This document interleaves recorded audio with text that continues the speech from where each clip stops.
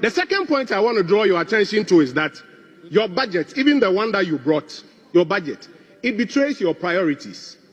You see, like they say, don't tell me what your priorities are. Show me your budget, and I will see what you value.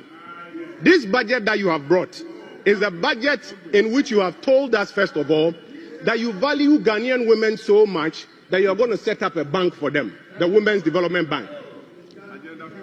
You have put $51 million allocation, 51 million cedis, 51 million cedis allocation in this budget for the Women's Development Bank.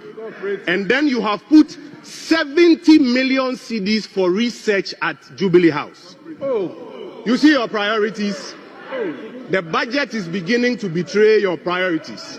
You give all of the women in Ghana who are looking for this bank 51 million, and then you give research at the office of the president 70 million Ghana cedis. You are beginning to see your priorities. Honorable Deputy Minister, you told us that something has happened that has never happened. The president has gone to negotiate minimum wage. How much? 10%. By the way, the previous administration did way better, 25% plus. But while you are increasing minimum wage by 10%, you have increased the compensation budget at the Office of Government Machinery by over 720%. Over 720%. This is what the leader of the minority said, that very soon we will see the true colors of the umbrella. You see, your priorities are beginning to show. You need not less than about 1 billion Ghana cedis to close the infrastructure gap within senior high schools. You say you don't have fiscal space, you don't have money for it, but you have found 4.1 billion cedis to buy gold. Gold that was being bought from liquidity that was being brought into the jurisdiction by foreign companies that wanted to buy the gold. Now you want to take taxpayers' money, 4 billion Ghana cedis, to go and buy gold. Are you seeing your priorities now? You have made available 100 million Ghana cedis for capital expenditure at the Office of Government Machinery. What are you buying there? More cars or what? 100 million Ghana cedis for capital expenditure. And yet you say to the young people of this country that there is no space. Paragraph 478. That's why I'm worrying whether you've read it. Paragraph 478. You say there's no fiscal space to recruit young people into the public service. But you find 100 million Ghana cedis for capital expenditure, to buy cars and other things. Are you seeing where your priorities are?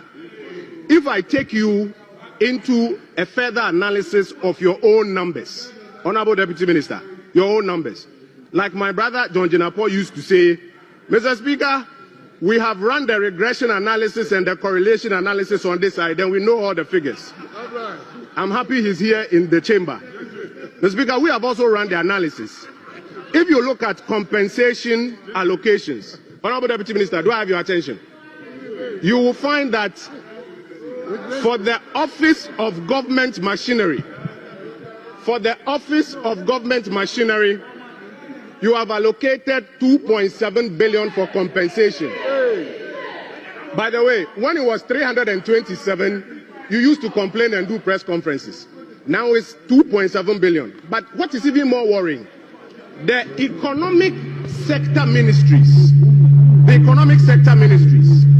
7 of them, the ones that are responsible for generating growth, expansion of the economy and jobs for people, you have given them a paltry 2.2 billion Ghana cedis. You value Office of Government Machinery compensation more than 7 economic ministries. You were telling us a few minutes ago that infrastructure is the most important thing. While you have made available 2.7 billion cedis for compensation at the Office of Government Machinery, Honorable Deputy Minister, if you check your budget, the numbers, do you know how much you have given for compensation for the infrastructure sector ministries? A paltry 700 million Ghana cedis. So your budget is showing your priorities.